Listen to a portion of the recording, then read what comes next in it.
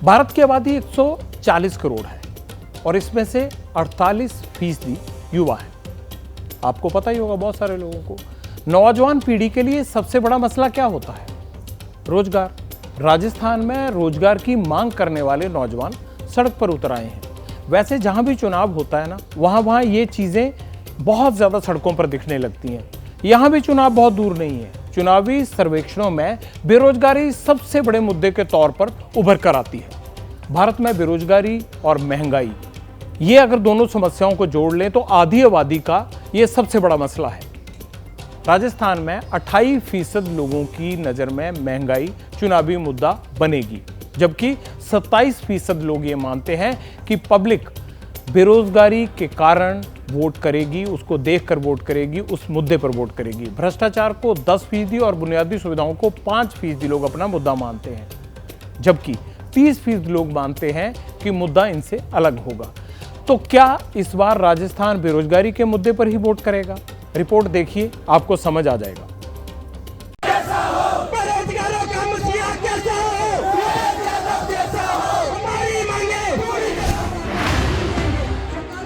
जयपुर में बेरोजगारों का मोर्चा लगा है। नौजवानों के हाथों में पोस्टर, बैनर। उन्हें नौकरियां चाहिए। एक तरफ उन्हें रोजगार की उम्मीद है तो दूसरी तरफ सरकार उन्हें यकीन नहीं दिला पा रही कि वह रोजगार के मौके बढ़ाने के लिए संजीदा है। बहुत सारी वैकेंसी सरकार के अपने ही विभागों में पेंडिंग है, जिसके कारण सवाल भी हैं और हंगामा भी।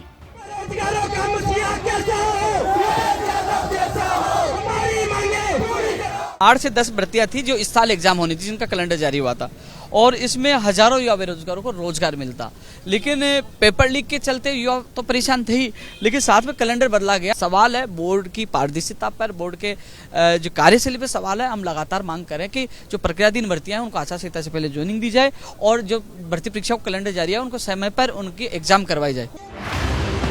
12 घंटे पहले जयपुर से जो आवाज उठी, उसकी गूंज राजस्थान युवा चयन बोर्ड के दफ्तर के बाहर भी सुनाई दी। हमारी मांगे पूरी करो, हमारी मांगे पूरी करो, हमारी मांगे पूरी करो। मुद्दा पेपर लीक से लेकर परीक्षा का बिगड़ता कैलेंडर भी बना। मुख्यमंत्री अशोक गहलोत ने साल 2023 में जो घोषणा की थी, उसके मुताबिक पूरे साल में लगभग 1 लाख लोगों को रोजगार दिया जाना था। लेकिन मुश्किल यह है कि अब तक महज 30,000 लोग ही ऐसे हैं जिन्हें सरकारी नौकरी मिल पाई। 17 परीक्षाएं ऐसी थी जो पेपर लीक होने की वजह से रद्द करनी पड़ी। ये तमाम वो लोग हैं जो पिछले कई सालों से अपने लिए एक अदद रोजगार की तलाश कर रहे हैं।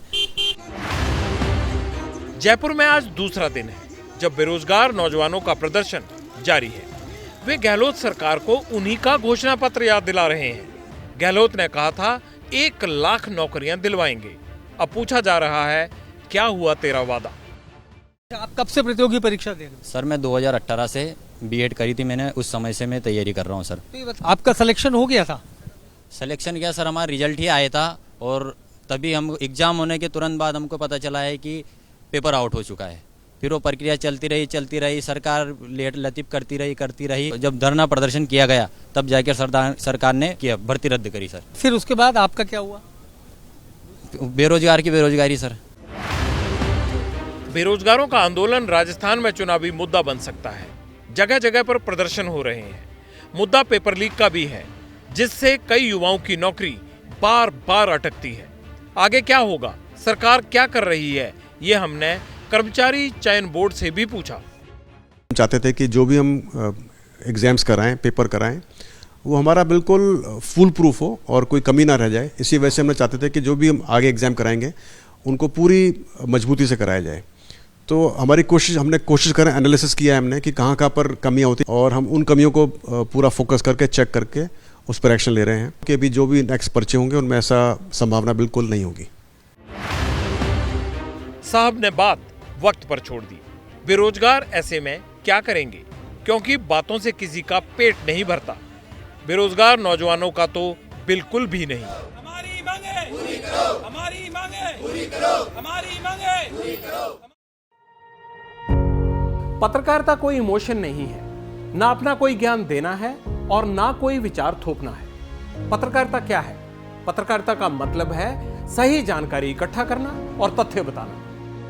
पत्रकारिता आज जितने महत्वपूर्ण दौर में है, शायद पहले नहीं थी।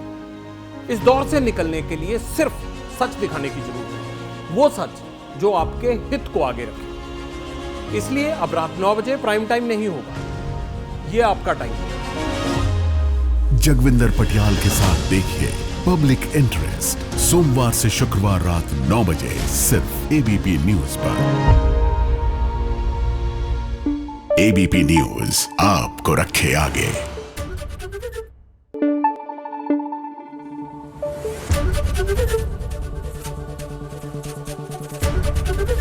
एबीपी न्यूज आपको रखे आगे।